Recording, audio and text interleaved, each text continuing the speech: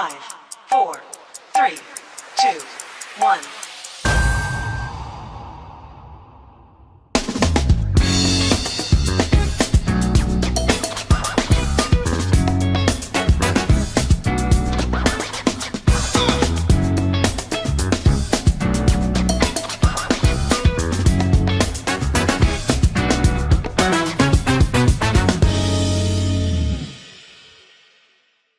Join us this week for the 5th episode of our Startup Success video series as we welcome Microsoft PowerPoint trainer, branding consultant, and Empower Presentations founder and owner, Fiona Walsh.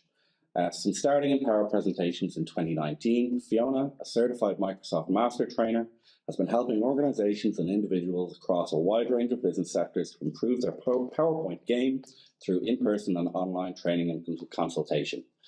Not only does Fiona offer her clients a wealth of experience as a much sought-after PowerPoint trainer and presentation consultant, but she also calls on her skills as a brand specialist and international speaker to help instill confidence and presentation excellence in those who rely on PowerPoint and other information technologies in their fields of business. With clients including Gas Networks Ireland, ISME, IDA Ireland, Fiona is the go-to trainer for those Irish businesses looking to get their message across through captivating presentations. Welcome, Fiona. Thanks for having me, Sean. So I guess maybe to say up the top, we've known each other for four or 5 years? About 4 years. 4 years now. We started our businesses kind of around the same time. We were involved in a program kind of co-sponsored by the local enterprise offices called Thrive, which is kind of a course you can take. Certainly if there's anybody watching who's starting a business, it's a really good thing to kind of get into, and both from a knowledge perspective and an education, a knowledge perspective and a networking perspective. I found it very valuable up the top. So we've kind of known and been working with each other. Hopefully we have a good rapport. I think we have a good rapport. So I certainly want to have a nice, natural flowing conversation with you here today, Fiona. Hopefully talk about our kind of shared journeys through all of this kind of entrepreneurial stuff. I do have some kind of set questions to try to keep a little bit of a format for everybody who comes through, but equally I'm sure we'll wade off a little bit and talk into our own stuff. So maybe just to get us started, can you tell us a bit about, I guess, what it looked like kind of starting off the business? Like what inspired you to start it off? What kind of gave you that kick to turn it into reality? Yeah, interesting. I have a background in science. I studied chemistry at university and I moved over to Ireland in the Celtic Tiger, so 25 years ago, a long time ago now. So I've got a science background. I've worked in the cosmetics industry and in the pharmaceutical industry. And I went back into people management. I'd been a manager at one point, IT manager of one organisation. Then I relocated to Cork from Wicklow and found myself in a part-time role because I had children and was asked to go back into a people management role. And I did a course with somebody on management, performance management, and they were introducing the concept of coaching. Okay, and they said, anybody volunteer to have a go at coaching? I said, yep, I'll have a go. I've got something that I'd like to share. So I put my question to this person and they coached me, and I came up with about 6 or 7 things that I could do immediately within about, less than 5 minutes. After the session, people came up to me and they said, that was staged. You'd pre-discussed that, hadn't you? I said, no, I hadn't. That was a genuine question that I have an issue at work that I need to get resolved. So I thought, perfect opportunity. I've got a coach here who can coach me. So it wasn't staged at all. So that then prompted me to go off and do an executive and life coaching course myself. That was a year-long or 9-month program, which was very, very powerful. And when I finished that, that's when I realised that I wanted to set up my own business, and I felt that I had more to offer than being an employee. So interestingly enough, I was made redundant back in 2014, and I did think about starting an IT training company then, or going out doing that freelance, but it just wasn't the right time with children and various things. So I didn't do it then. So it was probably always in the back of my mind, but I think the coaching diploma really made me realise that I want to work for myself and that I have a lot to offer. So I didn't know that about you having kind of taken a redundancy just a couple of years earlier. Think about that. I have the exact same story. So I took a redundancy from my second to last job before I kind of went out and did that myself. And like that, there's a little bit of money with the redundancy. There wasn't a whole lot, but there was a little bit that, I was like, okay, I don't need to find a job right this second. I can think about what I really want to do next. A big part of it was, maybe I could do this thing by myself. Maybe I can kind of kick this thing by myself. Now, I ended up getting approached by a recruiter and took a job with another firm. There was a bit of prestige and stuff attached to it. I was like, okay, look, my thinking then was like, look, maybe this is still something I want to do, but there'd be no harm in kind of doing this for a couple of years kind of thing. Now, I lasted about a year. I was quite ready to move on by the time I'd done a year in that place. Hopefully none of them are watching.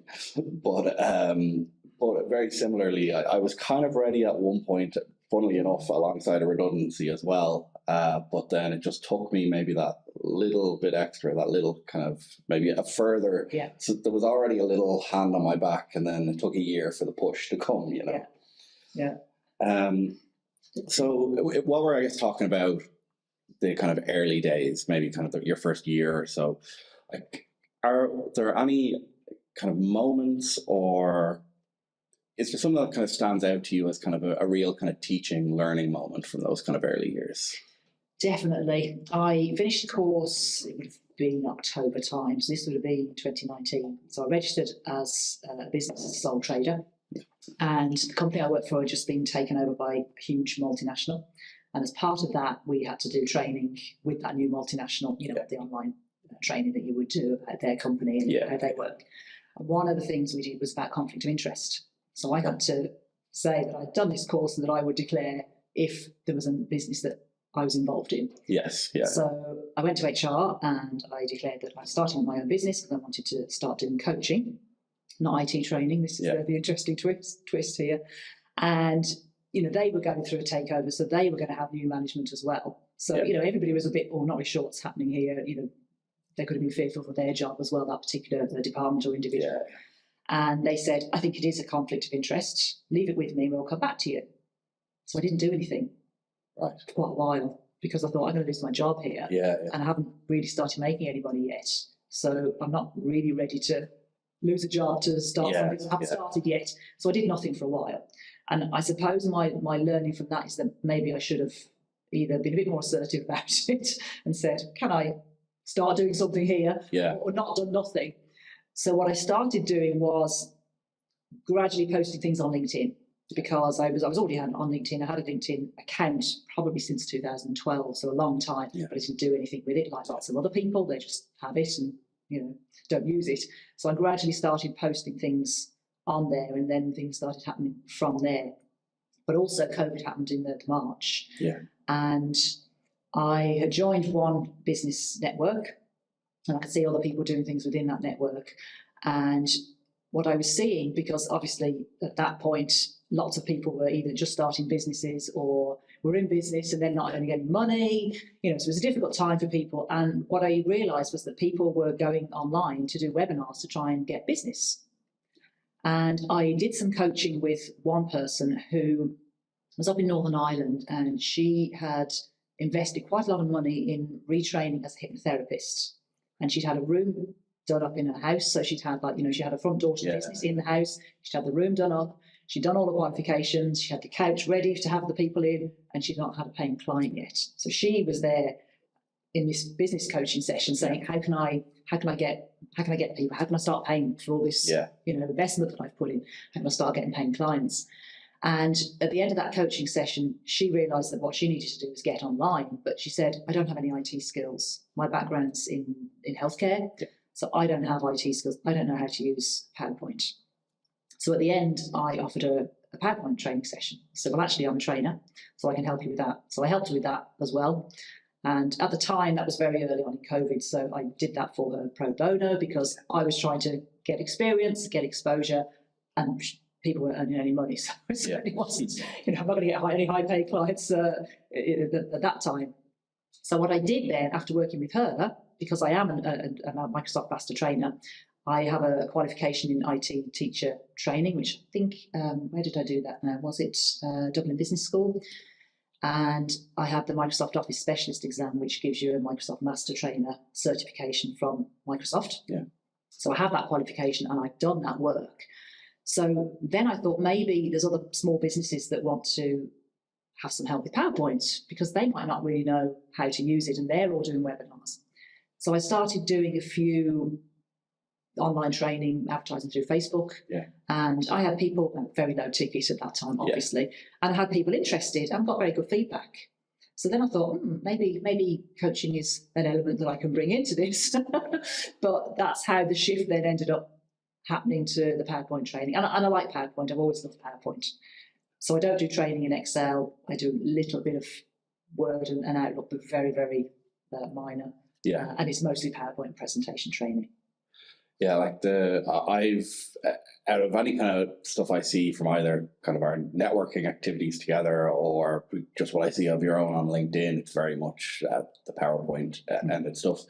Look, from what I've ever seen of your stuff, I love your style as a trainer. I think you are very kind of calm and kind of you take things very much in the kind of step-by-step way that I think a pitfall that trainers can very easily fall into is that I'm an expert in this field, so I'm going to teach you as from my perspective as an expert, and it gets very kind of highfalutin, it gets jargony, it can be a bit high pace, all these kind of things. I think you're very good at taking your own expertise and experience, but switching yourself into the mindset of, well, if I was brand new to this, what are the building blocks I'm going to need to get myself there?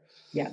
So there's your kind of teaching, learning kind of experiences from the start. I certainly know from my own experience that during those kind of starting years, there's also a lot of stumbling. There's a lot of mistakes made along the way. And without hopefully getting yourself or anybody you may have worked with currently or in the past in trouble, are there any of those kind of pitfalls at the start that you can kind of talk about? Were there any kind of mistakes and trips made along the way that hopefully you've maybe learned something from? I think for me, I always wanted to work with corporates, but it's quite difficult if you don't have the network to just go and work with corporates. Yeah. I knew in my last employed role, I was managing budget. So I was managing budget for a QC department, 3 million. That was my job, basically. And I would have I'd be raising purchase orders, and I would see the purchase orders coming in, and I'd be raising them and getting them out, and then seeing the invoicing coming in. So that part was the last piece of the puzzle for me, really, to know how the corporates work from the financial point of view. So it was really, really helpful for me for that bit. But I also knew how much people would pay for training from raising those purchase orders. So I kind of knew what would be at least a starting point with pricing. I probably could have gone down that route sooner because I have worked with smaller entrepreneurs, and whilst I enjoy that, they don't have the money that the corporates can charge. So it's kind of that I can charge or that they will pay. So it's sort of taken me a while to get up there. And I work with skill nets. So I work with quite a few of the skill nets, and I do ticketed courses through them, but they're selling the places on the courses rather than me selling them. So at one point I was selling tickets to individuals to come on my course. I don't do that anymore. Yes. So if anybody wants to work with me and they're an individual, I do a one-to-one session. Sometimes some entrepreneurs will say, well, I need to know how to do this, and I don't have the time. I haven't got a full day. So I just want you to show me, how do I do this? Yes. And, in an hour. So they will pay for an hour and they get the one-to-one. And it's online, so they get a video recording as well. But I think that, I suppose the point is that I don't sell tickets to courses. It's quite a bit of stress. There's quite a lot of hassle trying to sell the tickets. You've got to do lots of marketing. So instead, I work with our organisations like the Skill Nets and Carmichael, and they sell the tickets, and I just turn them to the training. It's much easier. It's funny the whole, I guess, that perspective of that, and I deal with it, I guess, is it almost a moral quandary as well, sometimes of, yes, the kind of bigger corporations are generally better at paying bigger tickets. They're generally better at, not all the time, but generally better at paying bills on time, are generally better at, we agreed to this scope of work and that is the scope of work. I definitely found a bit of that at the start as well. That particularly, I guess, in what I do, every business maybe needs a little bit of, obviously I say digital marketing, but they just hear Facebook. They need somebody to do their Facebook or that kind of thing. And then and then at the start like that, I was doing a bit of, as you said, either pro bono or heavily discounted work to kind of get your name out there and everything like that. But I was about to say quickly find, but I think I could have been quicker at getting around to the realization that I was not going to have a sustainable business by sticking to like kind of business, like brand new business founders, and that certainly did kind of wrestle with me morally, as I said, a little bit, because, I'm involved in the community, I volunteer, I like that kind of stuff. And then the idea of going, well, I'm going to go for the big corporations and the mom and pop shop next door can go sell themselves down the river because they're not who I want to deal with, is a difficult one to do. But I think it helped me get across the line a little bit when I was having some quite, not all the time, but I was having more than I'd like negative experiences with these smaller businesses. And more, I guess, from the perspective of that, what I was saying about the kind of scope of work being agreed. That you'd agree a certain amount up top that's going to cost this amount or whatever. And it just turned into, 10 rounds of revisions, always asking for something extra. And from one perspective, 100% appreciate that, if you're a small business owner and you're in your first year or two get this set up and you're maybe after investing some money in marketing, that you're a lot more invested in what that exact outcome needs to be. And then perhaps maybe something you can speak to as well. But I also found the problem in working with smaller businesses. For me, it was, say, putting together their social media graphics and things like this. I'd imagine with you, it would be kind of the putting together the PowerPoint presentation end of things. Where if I work with a corporate, they have a brand guide. They have a style guide. They have extensively agreed what their brand needs to look like already. They give me a document with what that should be, and then we can still be a bit creative around it, but ultimately they like these colors, these fonts, this style, and all that kind of thing. But then with the startups, you were starting from zero. You were almost doing their branding and then making these kind of presentations. So I struggle. I still maybe struggle with that a little bit. I am trying to maybe get to maybe quell that moral fire a little bit to do some kind of targeted work with charities, and maybe that's a way to give something back without kind of seeing myself in a difficult position like that. Can I ask you, so obviously starting a business and up to where we both are kind of 4 or 5 years later, and hopefully when we go on to 10 and 15 and 20 years later and everything else, there's obviously a certain amount of risk taking that's involved. And I don't know, do you have any kind of strategy when it comes to risk taking? Do you have any kind of internal kind of monologue that's going off in your head when you're trying to make decisions either to whether we're going to branch out to a new service offering, maybe we need to hire somebody? Do you have any kind of process when it comes to taking risks in your business? I probably don't have a formal strategy. I think what I tend to do is look at the bank balance, because if you go off and say, well, I'll do this and then there'll be money generated from it, if you haven't got a certain cushion of money in your bank, then that could go horribly wrong. So for me, I like to have 3 months of expenses in my bank account so that I know that if something doesn't work out as you expected it to, you can still pay your own wages. I have a part-time employee, so I can pay her wages, which is obviously very important. And I don't have many overheads because I have a home office, so I don't have a huge amount of overheads. Still have quite a lot with things adding up, software and subscriptions and things like that. But that's what I'd be looking at. I think, can I, because there's usually some sort of financial element to it, I suppose. In relation to new services or something like that, because I have swapped around, as you'll know, managing my website, I have swapped around with services, and I'm I'm going to do this. Oh, actually, no, I'm not going to do that. Can you take that down? And, there's definitely there's definitely an element of that. And I think that's what happens as you grow. But I guess from the risk perspective, it's really thinking about what the outcomes could be. And I usually don't make a decision straight away. Sometimes I do, but I tend to maybe think about it for a couple of days and then come back to it. But sometimes I suffer from just not being able to make a decision fatigue. And it's just something, and it's usually something small as well. Like I just can't decide to do that or not. It's not usually the big things, usually the smaller things that I have decision fatigue on. Yeah, like I think I'm quite similar. Like I would like to think that not having a risk management plan is just one of 1,000 things that I probably could and should be doing for business, but I don't have the time. That I'm trying to deal with the client work and I'm trying to deal with all this kind of stuff. So yeah, I don't think I'd be quite as formal, much like yourself, but I'm definitely a member of the school of think it over overnight, sleep on it.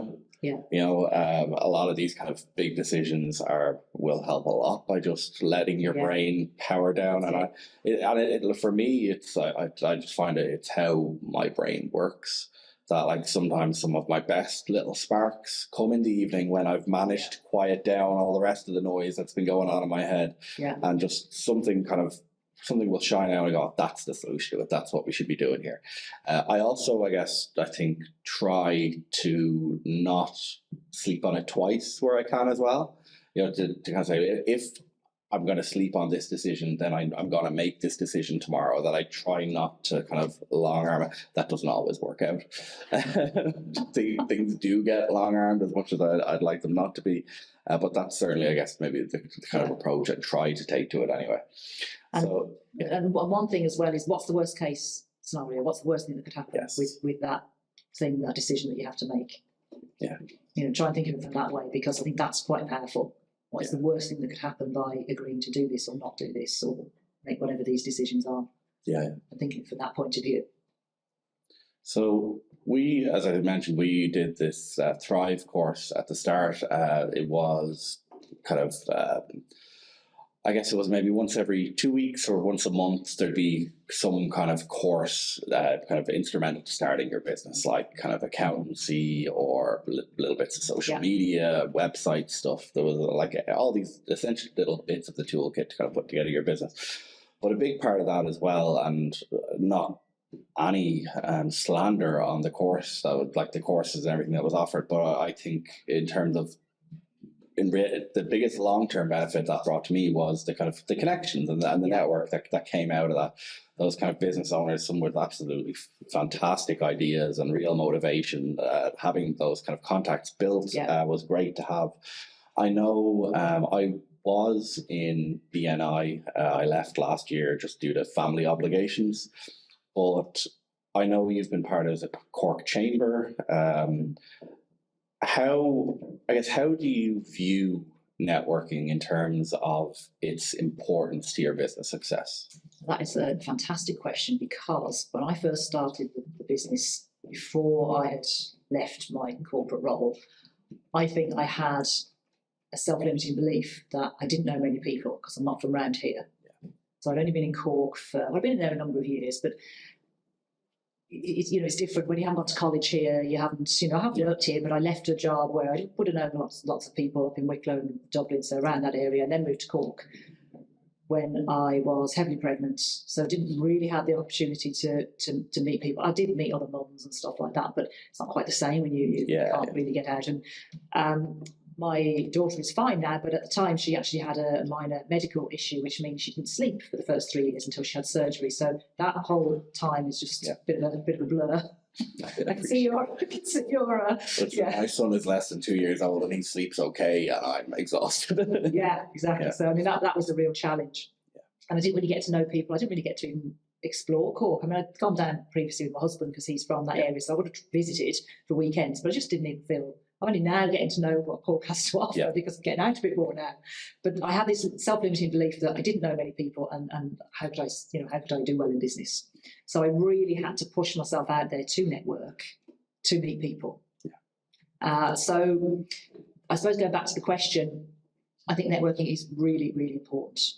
Okay, and I know some people say, it's not that important. For me, it was. Because I didn't have that. I haven't got those family connections, a couple of family connections, but no family connections. didn't know anybody in corporate at all. So I think the networking thing for me was huge. So I would have joined a number of networks down there, and I'm not necessarily a member of all of them now, but just to broaden that pool of people, I suppose, to know. And I would meet with people for coffee, and it's just putting yourself out there and making that effort. Really, it's so important to make that effort.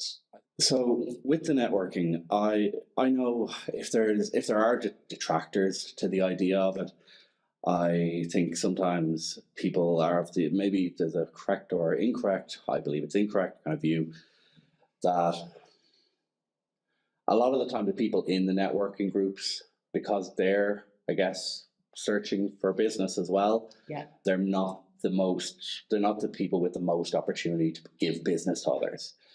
Now, sometimes there's an element of truth to that, sometimes not. Sometimes there's brilliant givers in networking groups. Like I know I've been in networking groups where like the accountants are throwing business here, there and everywhere. The builders have a bit of business for everybody, all that kind of stuff. But I think from my own perspective, what I found the most valuable with the networking, I guess, was two things. One being not necessarily just the business part of it, but the element where there's just other people who know what I'm going through.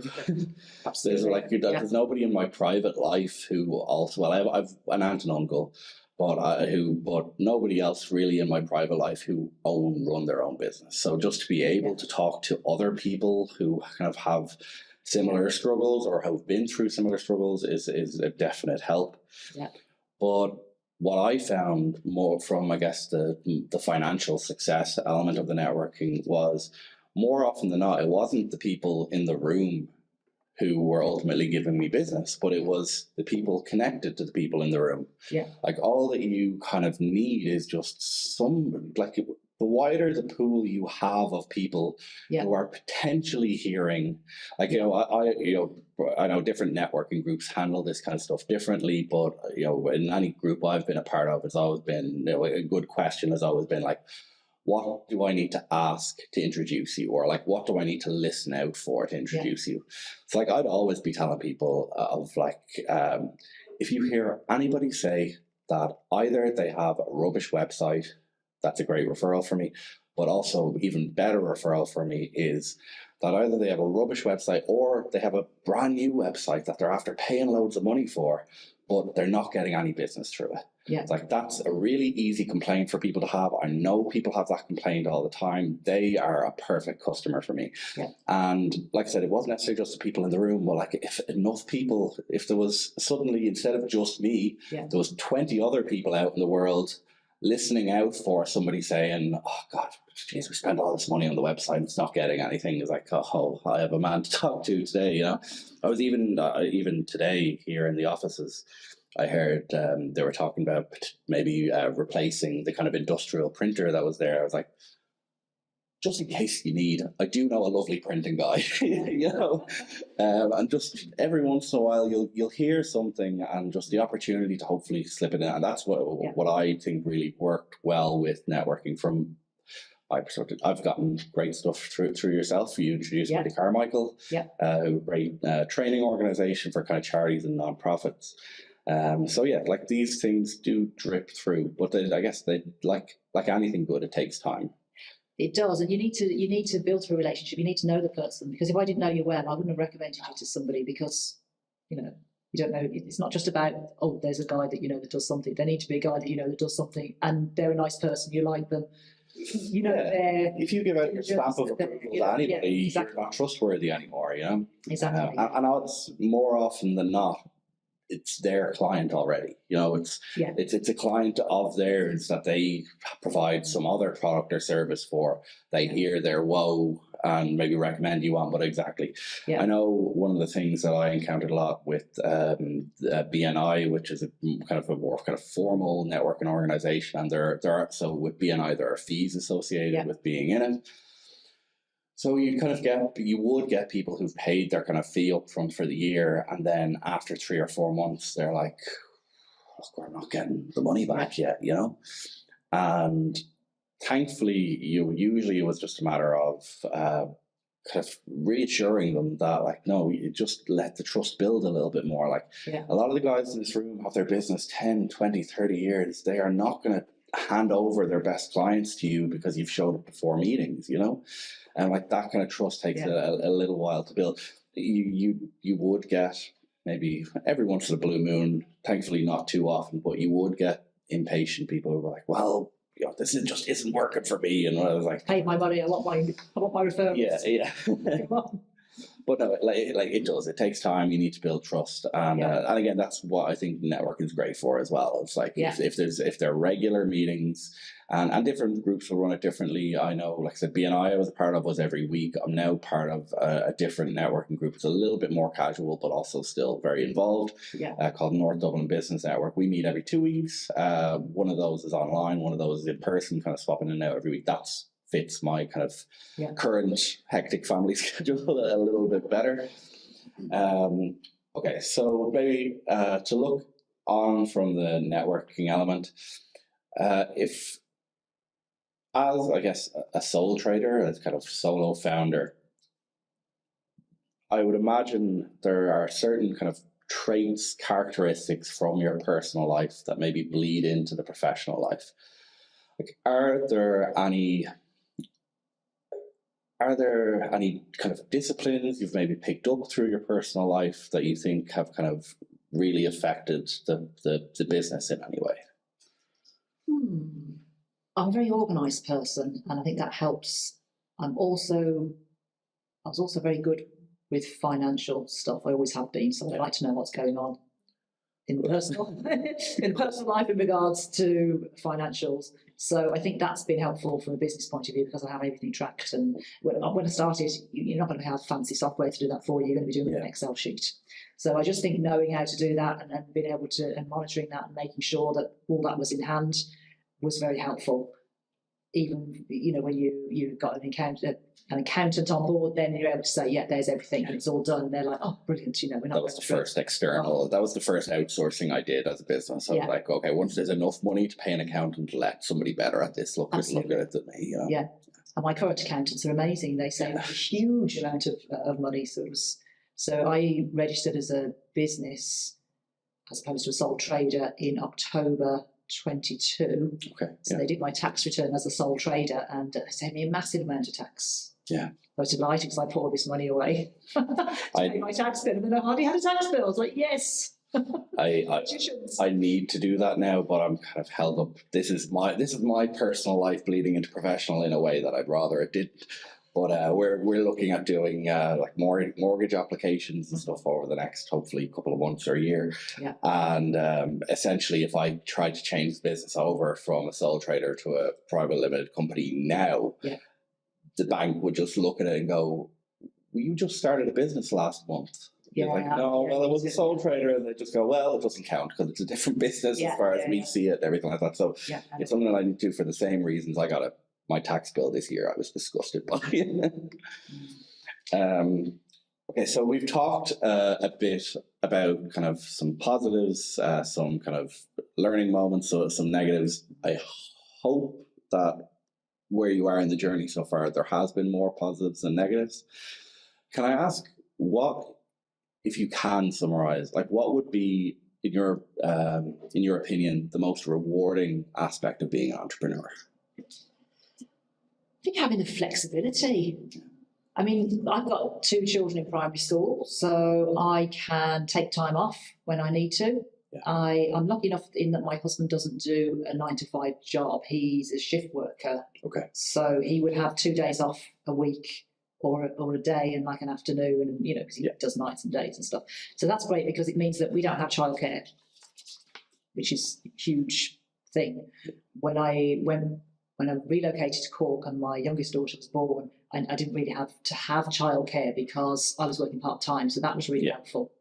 So even starting a business or going out on my own, it just meant that I didn't have this huge overhead, and we're like that now as well. But for me, I think that's because I want to be there for my kids as well. I don't really, it's a personal choice, I don't really want them to be in a creche all day. Yeah. But now it's almost a case of I couldn't find anybody to mind them on Monday on that week and a Wednesday on the following week. Yeah. You know what I mean? It's just, you know, I'd end up paying for the full week anyway. So at the moment we do everything around the shift work and that.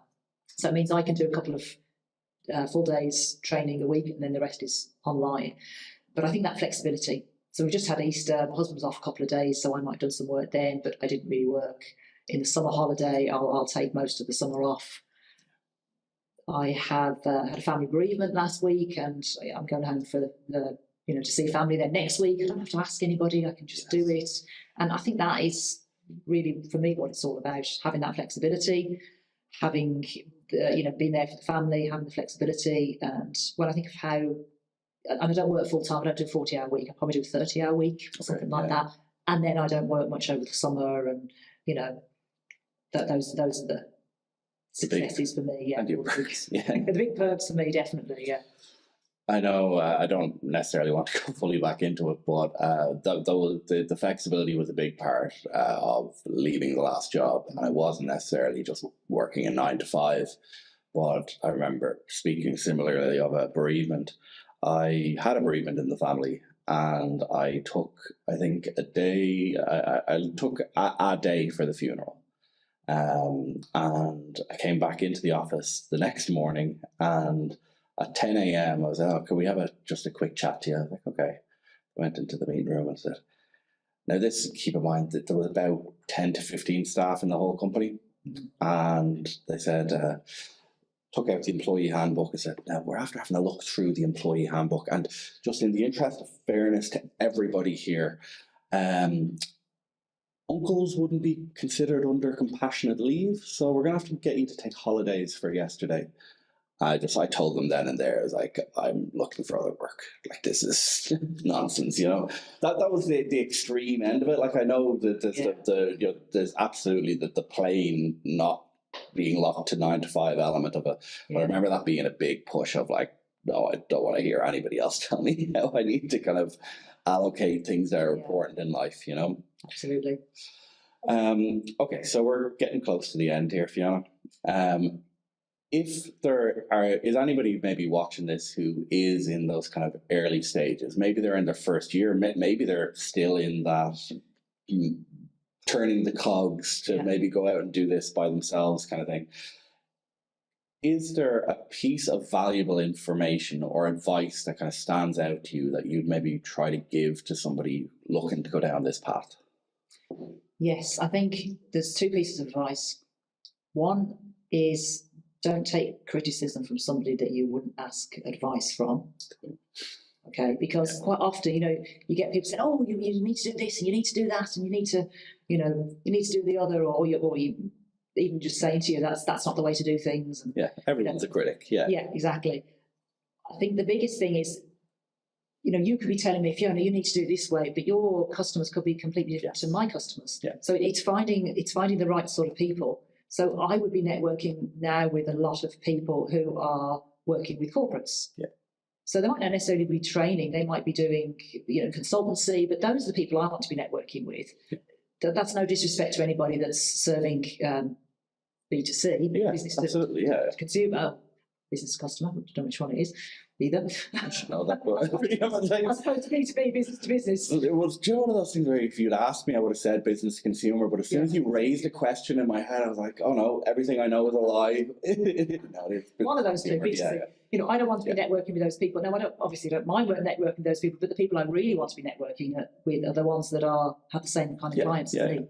So that's one thing, because if you're getting advice off people, or if people are, chipping in and saying, "Oh, this is what you need to do," and their client base or their customers are completely different to yours, then that's not really, that's not really very good things to be listening to. And I think you can get pulled into some fads that might not really be relevant to your business. So it's about thinking, in that way. So that's the one piece of advice, I think. I'm not saying don't network with those people. That's not what I mean. But I just mean, to just think about who their clients are, if people are either criticising you or giving you advice, just thinking about who those clients are that they're working with. Yeah, and I'm sure, not to override what you're saying either, but it's not even that you're discounting all of the advice maybe from these people who, say, in your case, have a B2C business where you're kind of strictly B2B.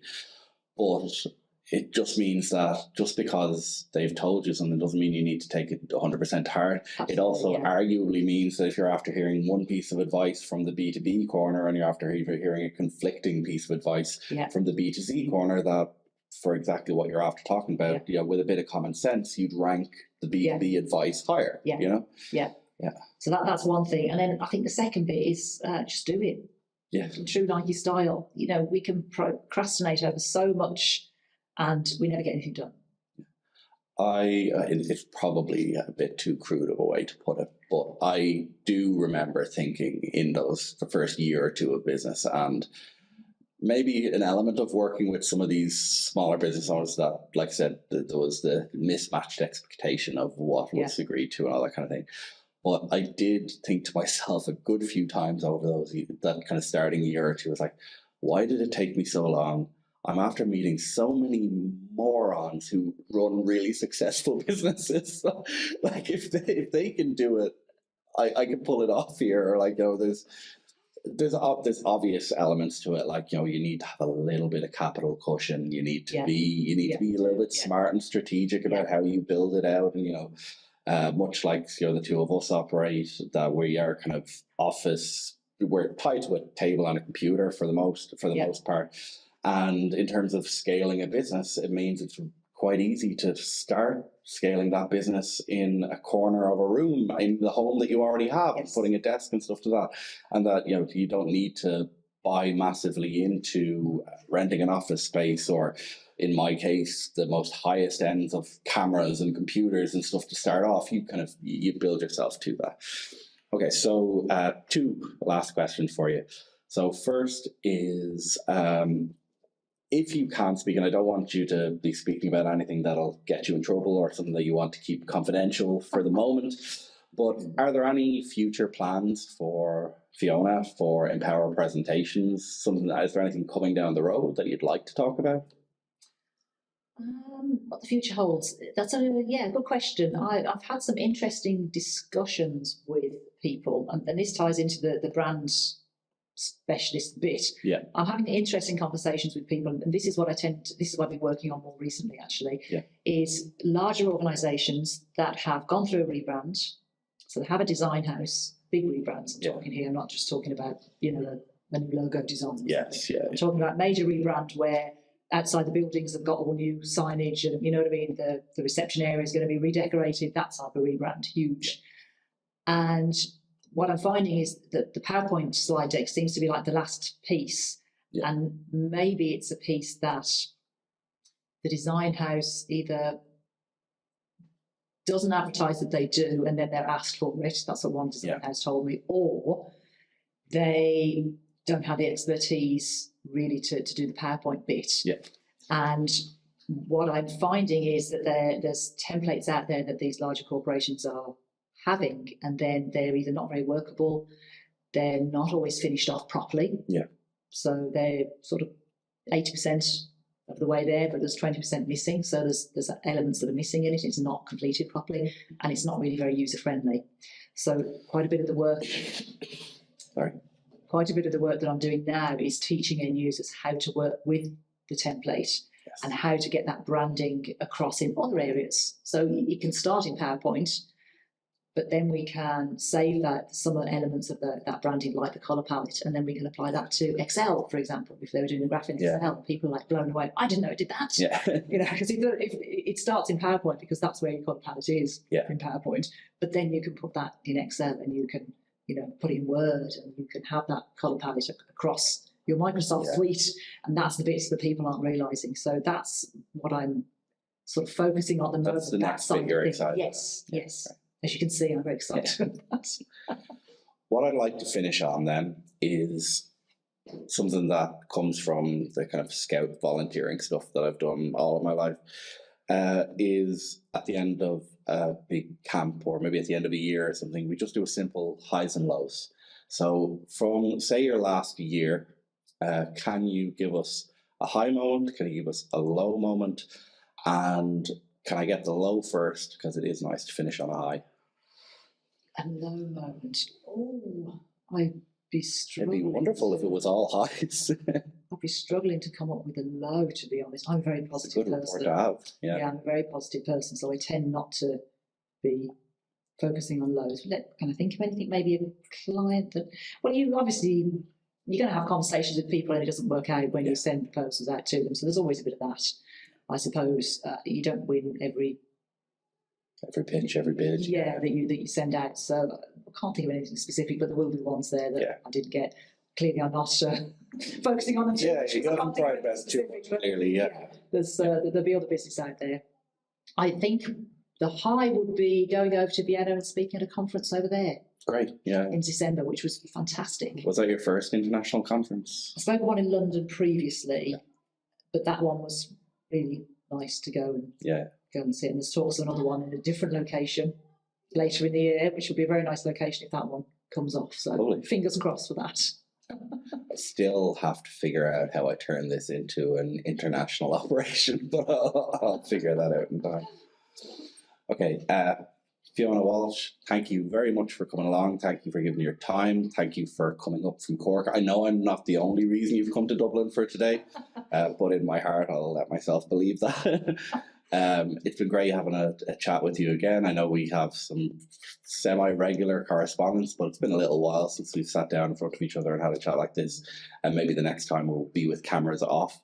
But again, thank you for your time. Thank you for coming down. Thank you for doing the Startup Success video series. And it's been great having you. Thanks very much.